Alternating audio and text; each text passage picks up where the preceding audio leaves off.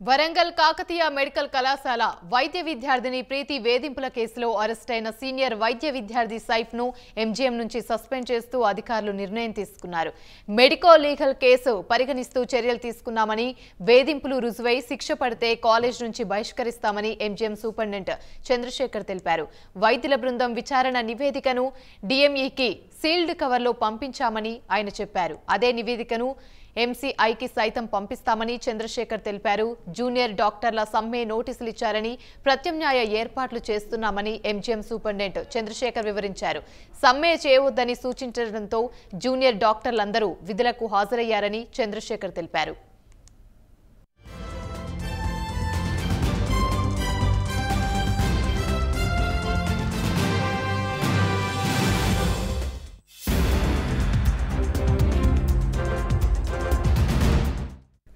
మరోపక్క కాకతీయ మెడికల్ కళాశాల వద్ద ఉద్రిక్తత నెలకొంది. గిరిజన ఐక్య వేదిక నాయకులు ప్రీతికి మద్దతుగా ఆందోళనకు దిగారు.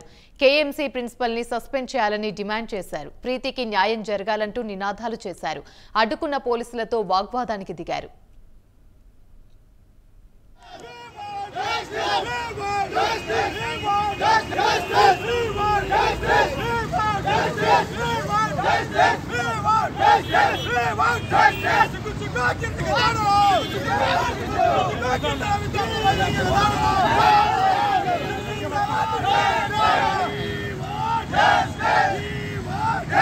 విద్యార్థులపై లైంగిక దాడులు